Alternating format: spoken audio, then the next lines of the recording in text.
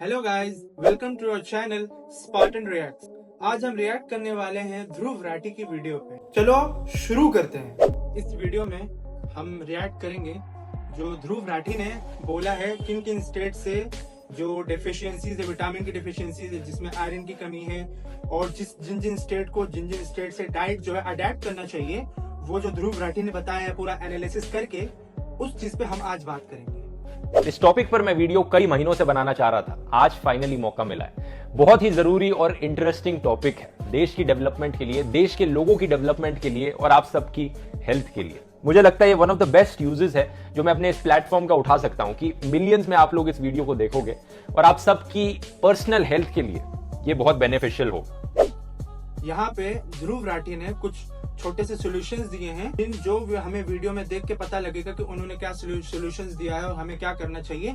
So let's come on and see. बात क्या है दोस्तों, हमारी सरकार की ministry of health and family welfare ने पिछले साल एक बढ़िया रिपोर्ट निकाली थी देश की न्यूट्रिशन को लेकर। इसका नाम है कॉम्प्रिहेंसिव नेशनल न्यूट्रिशन सर्वे। 2016 से लेकर 2018 के बीच में कराया गया था देश की जनता पर, यह देखने के लिए कि अलग अलग स्टेट्स में अलग अलग एज ग्रुप्स के इंडियंस में क्या क्या डेफिशिएंसीज हैं। किसको विटामिन ए की डेफिशिएंसी है, किसको विटामिन डी की डेफिशिएंसी है, किसमें आयरन की डेफिशिएंसी है, जिससे मुझे लगता है ये कंक्लूजन निकाले जा सकते हैं कि किस स्टेट में लोगों की डाइट में किस चीज की कमी है और कहां हम सब अपनी डाइट को और बैलेंस्ड बना सकते हैं और पूरा कर सकते हैं और एक दूसरे की स्टेट से सीख सकते हैं। क्योंकि कुछ स्टेट्स में आयरन की डेफिशिएंसी है, कुछ स्टेट्स में विटामिन ए की डेफिशिएंसी है, तो कहां हमारी डाइट में कमी है, ये जानना ना सिर्फ बहुत इंटरेस्टिंग होगा बल्कि हम सबके लिए बहुत यूजफुल भी होगा। तो यहाँ जो है ध्रुव राठी कह रहे हैं, जो रिपोर्ट में देखने को मिलता है, 10 से 19 साल के बच्चों को उड़ीसा में और वेस्ट बंगाल में, त्रिपुरा में, वहां जो है बच्चों को जो है एनीमिया का इश्यूज है, विटामिन B12 का इश्यूज है, जो डेफिशिएंसीज हैं। इसी हिसाब से जो स्टेट वाइज के जो डेफिशिएंसीज हैं, we need to sort it out. हम लोग को वो चीज को समझना चाहिए क्या क्या चीज की कमी है, और मंथली और महीना 2 महीना या 3 महीने बाद जो है अपने बच्चों का जो है ब्लड टेस्ट कभी कभी करवाना चाहिए, जिससे ये पता लगता है कि हमारी बॉडी थ्रू आउट फंक्शन अच्छे से कर रही है या नहीं कर रही है, या क्या चीज की कमी है, हमको उस चीज को पूरा करना चाहिए। पहले थोड़े बेसिक्स में आपको एक्सप्लेन कर देता हूं। हम सब जानते हैं कि ओबेसिटी एक टाइप की प्रॉब्लम होती है, किसी का अगर वजन ज्यादा हो, ओवरवेट होना। लेकिन मैल न्यूट्रिशन दोस्तों कई तरह का हो सकता है। एक होता है ओवरवेट होना, एक होता है अंडरवेट होना, आपकी एज के हिसाब से अगर आपका वेट कम हो। एक होता है स्टंटिंग, आपकी एज के हिसाब से अगर आपकी हाइट कम हो। एक होता है वेस्टिंग, अगर आपकी हाइट के हिसाब से आपका वेट कम हो। इंटरेस्टिंग चीज यह है दोस्तों कि आप ओवरवेट भी हो सकते हो, ओबीस भी हो सकते हो और साथ साथ स्टंटेड भी हो सकते हो। यानी आपके एज के हिसाब से आपका वेट ज्यादा है लेकिन हाइट कम है। इसे डबल बर्डन कहा जाता है। यह हो सकता है अगर आपकी डाइट बहुत खराब हो तो। जैसे झारखंड और उत्तर प्रदेश, यहाँ के बच्चे जो है अंडरवेट होते हैं, पतले होते हैं।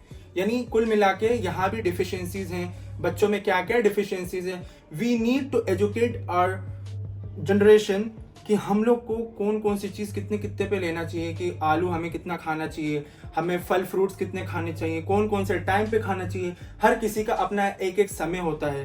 अपने बच्चों को हम किस तरीके से हेल्दी करें, वो हमें उस चीज पे फोकस करना चाहिए। कि भाई किसी की एज के हिसाब से वेट कम होती है, किसी की एज के हिसाब से वेट ज्यादा भी होती है, और किसी की हाइट के हिसाब से वेट कम और ज्यादा होती है।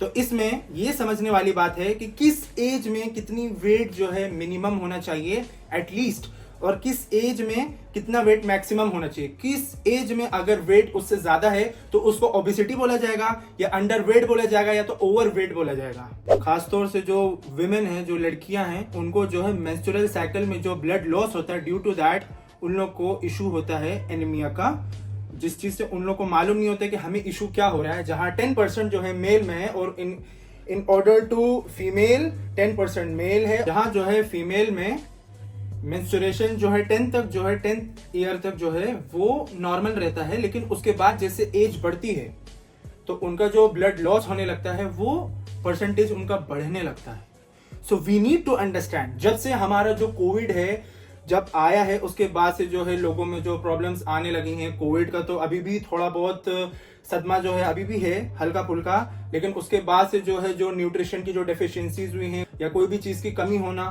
तो उस वजह से भी जो है हम लोग रिकवर नहीं कर पाते हैं। So in order to that, we need to understand, and we need to every time consult our students, our childs, and we need to go to doctors, and we need to speak to them, and we need to find out the solution. And one of the best solution is कि अपने बच्चों को, अपने घर वालों को, खासतौर से फीमेल्स को भी हम लोग को एजुकेट करना चाहिए कि डू सम एक्सरसाइजेस। फीमेल्स को तो सबसे ज्यादा एक्सरसाइज करना चाहिए, क्योंकि वो लोग अकॉर्डिंग टू मेल, बिकॉज हमारे में टेस्टोस्टेरोन अपने आप ज्यादा बनता है और फीमेल में ईस्ट्रोजन जो है वो ज्यादा होती है। So according to that female को जो है एक्सरसाइज और उसमें वेट लिफ्टिंग, वेट ट्रेनिंग जो है, स्ट्रेंथ एक्सरसाइज, वो उनको ज्यादा करना चाहिए। और मेल में जो टेस्टोस्टेरोन जो बूस्ट होता है उसकी वजह से हम लोग की जो एज होती है वो कम हिसाब से बढ़ती है, और हम लोग एजिंग जो होती है, एजिंग का जो प्रोसेस होता है वो हमारे में रेट स्लो होता है इन कंपेयर टू विमेन, और उन लोग में जो है एजिंग का जो प्रोसेस होता है वो जल्दी होता है। So let's educate our India. Thank you.